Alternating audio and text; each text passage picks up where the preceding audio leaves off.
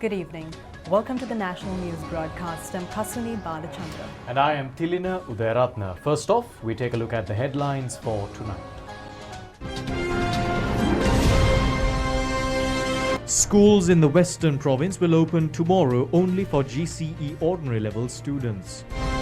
Pledges given by the President honoured in less than 24 hours. The number of recoveries of coronavirus patients increased to 49,684. 2 brides and their grooms in Homagama infected with coronavirus. The number of infected in the world nears 100 million. A discussion held between the Prime Minister and the Speaker on parliamentary affairs. 11 miners trapped in a gold mine in China have been rescued. Moving on to those and other stories in detail. The Ministry of Education has decided to open schools in the Western Province tomorrow only for students who are sitting for the GCE ordinary level examination in March under the health guidelines. Only 900 schools out of 1,576 schools in the province will open tomorrow. That is due to the government's decision not to open schools in isolated areas. The health authorities instructed education officials to keep the schools closed for several months in the Western Province due to the COVID-19 pandemic. Schools in other areas of the country opened recently, giving priority to health protective measures. The Ministry of Education has decided to open schools in the Western Province from tomorrow since the process has been successful. Disinfection of schools premises took place today and during the past few days to open the schools from tomorrow. Professor G.L. Piri said that it is not practical to open all schools at once in Colombo, Gampa and Kalathura districts. He said that the best method to evaluate the situation in each area is to hold discussions by regional coordinating committees. Chairman of regional coordinating committees can decide on the methods to open the schools. The minister said that they have been requested to inform their decisions before the 3rd of February. He further said that they have been informed to convey the decisions about reopening of private schools and peer events. He added that it will be possible to open more than 900 schools out of 1,576 located outside risky areas before the 15th of February. මේ අනුව බස්නාහිර පළාතේ අවදානමක් නැති ප්‍රදේශවල පිහිටා ඇති පාසල් 1576න් 900කට වඩා පාසල් පෙබරවාරි 15 වෙනිදාට පෙර විවෘත කිරීමට පුළුවන් වෙයි. Police say that random rapid antigen tests will be conducted on the drivers and assistants of school vans and the drivers and conductors of public transport service buses. Police media spokesman DIG Ajit Rohana said that they expect to deploy traffic police officers from tomorrow. He pointed out that the Gazette issued on the 15th of October 2020 has mentioned about the number of passengers who can travel in a bus following quarantine regulations in buses. The DIG said that legal actions will be taken in school students or transport violating quarantine regulations. He further said that random antigen tests will be conducted from tomorrow on the drivers of school buses and their conductors. Development activities of 3 playgrounds at the Valallavatta area in Kalathura launched today. The development activities commenced following requests made by the people in the area during the Gamasamaga Pilisandara program attended yesterday by President Gotabaya Rajapaksa. The 7th Gamasamaga Pilisandara program was held yesterday in the Yattapatha village, which is a remote area in the Kalathura district. People in the area directly presented their problems to the President. The residents instructed officials to provide solutions soon to the problems presented by the people.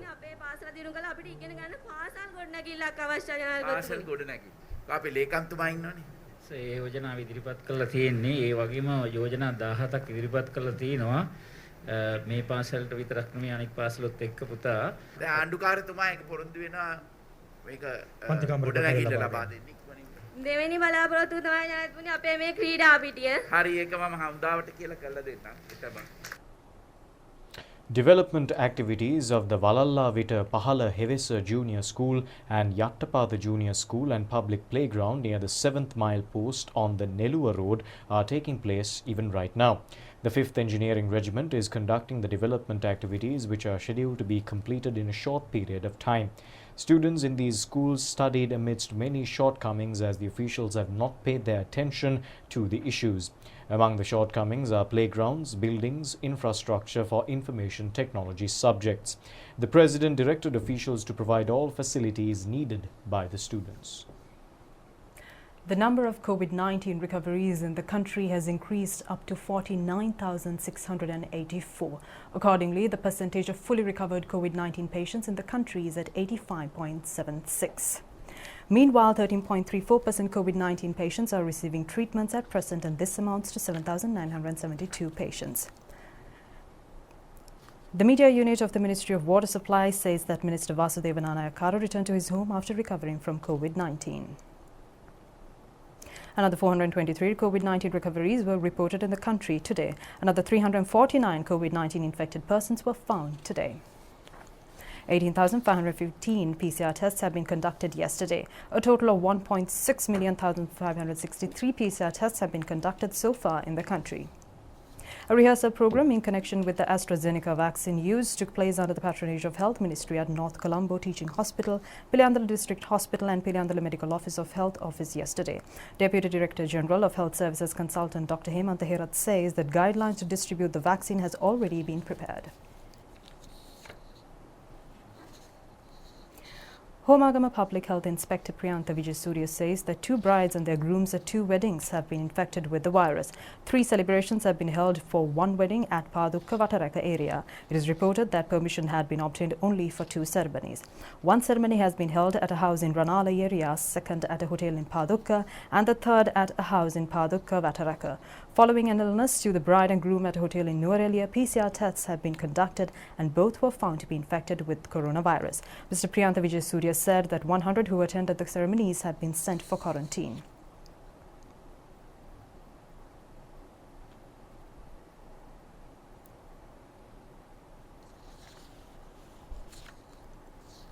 Vavuniya Susipullaya Road, which has been closed due to COVID-19, was reopened today. Bazaar Street, Dharmalingam, Mavata Market Roundabout and Kadavidi is scheduled to be reopened tomorrow.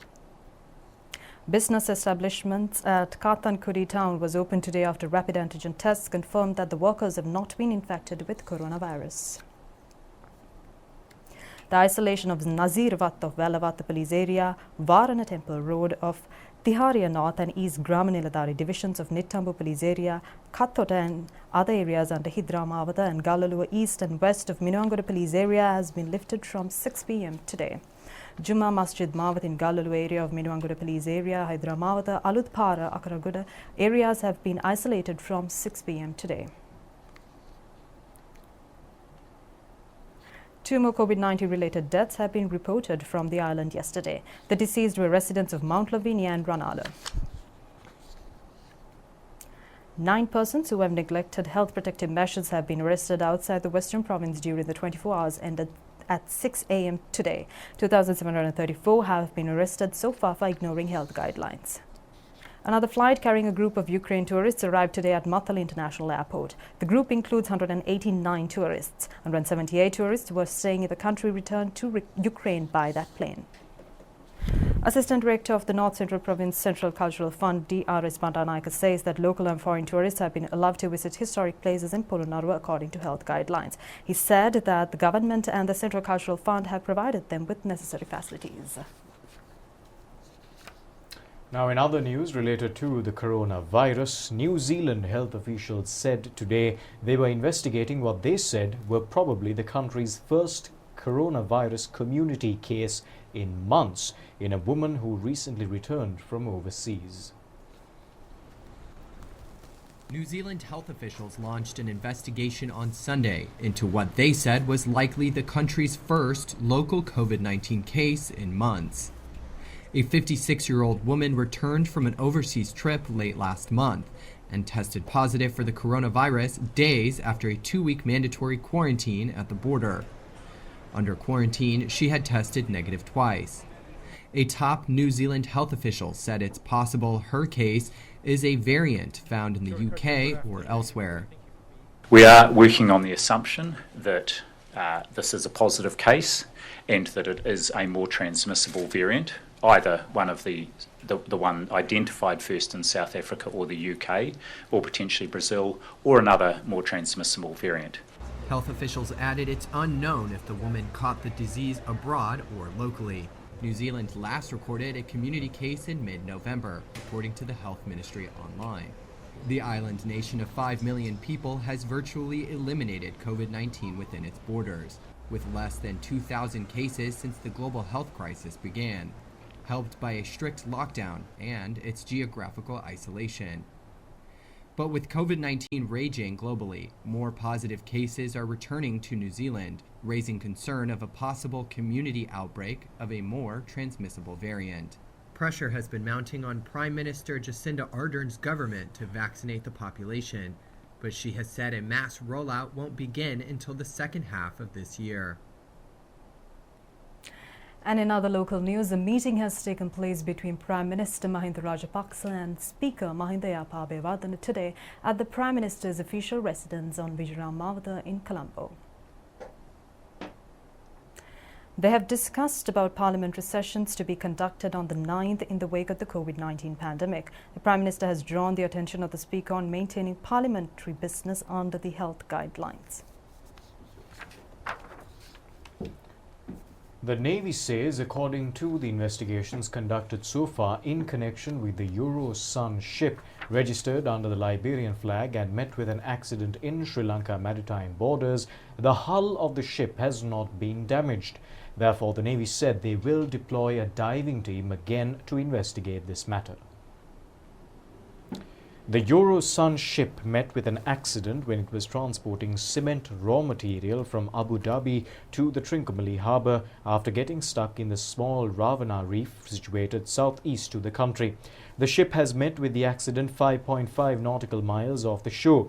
It is reported that there are more than 30,000 metric tons of cement raw material and 720 metric tons of diesel in the ship. The Air Force has also assisted in the operations. At present, the ship has shifted away from the rock reef. The Samudra Raksha ship of the Sri Lanka Coast Guard reached the destination with the equipment to manage in the case of an oil leak. The Pandukabea tug craft of the Hambantota International Port Company has also been stationed in the sea area.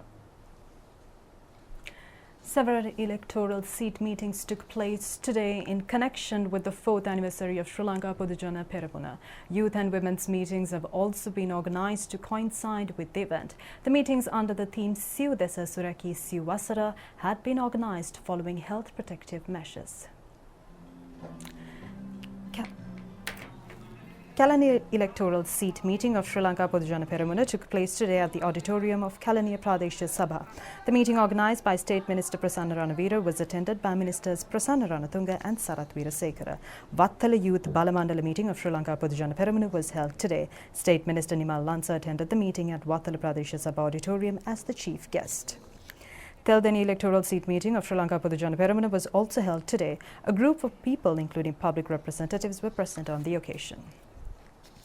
Devinuwara electoral seat meeting of Sri Lanka Podujana Peramuna has been organised by State Minister Kanchana Wijesekara. Minister Dallas Alha Peruma was present at the meeting.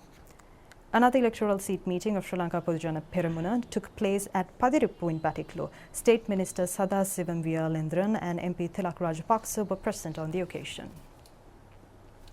A ceremony to welcome the new chairperson of the Sri Lanka Medical Association took place yesterday at the BMICH in Colombo. Consultant Dr. Padma Shriyani Gunaratna has been elected as the new chairperson of the association. Consultant Dr. Padma Shriyani Gunaratna was elected as the 127th chairperson of the Sri Lanka Medical Association last year. The Sri Lanka Medical Association has nearly 4,000 members.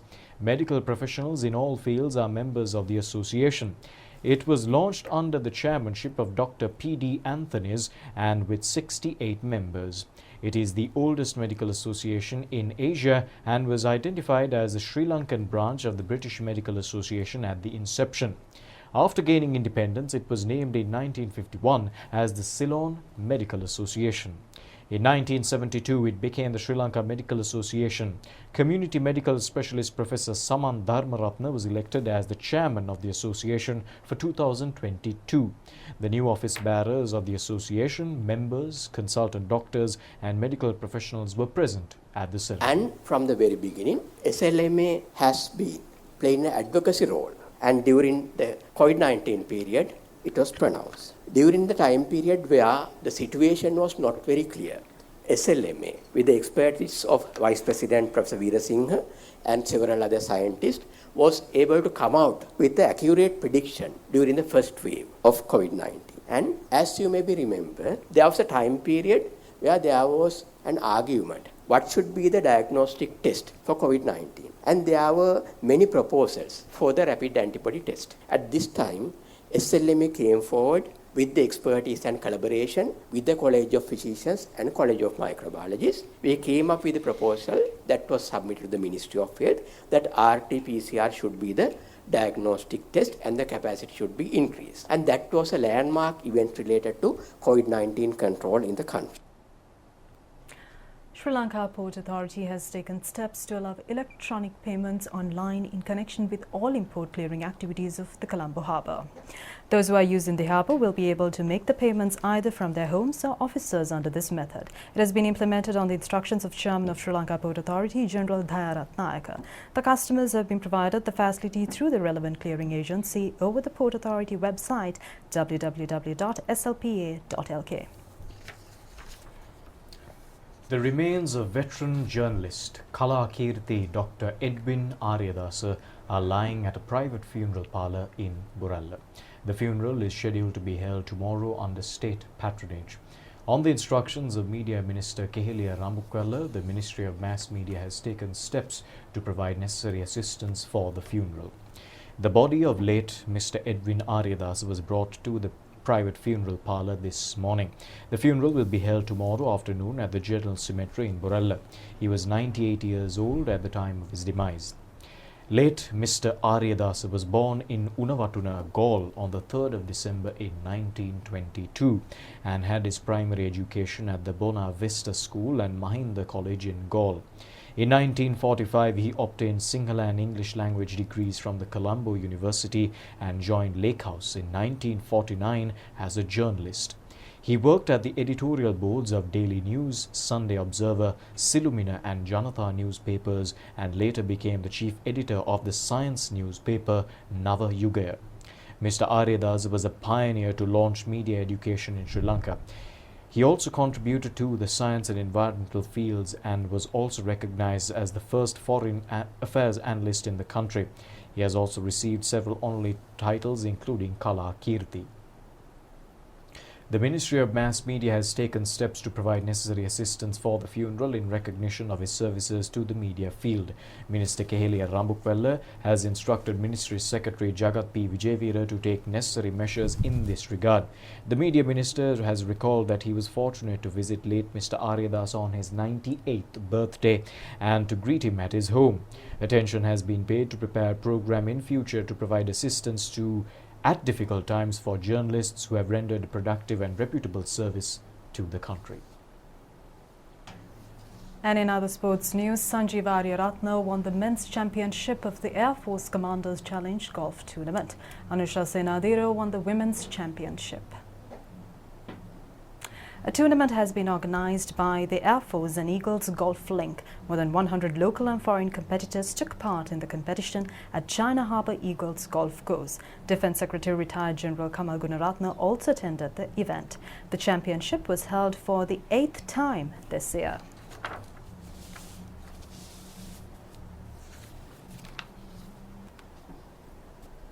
Well, that's a wrap on tonight's Rupavahini English News. Join us once again tomorrow at the very same time. Until then, thanks for watching. Have a great night. Good night.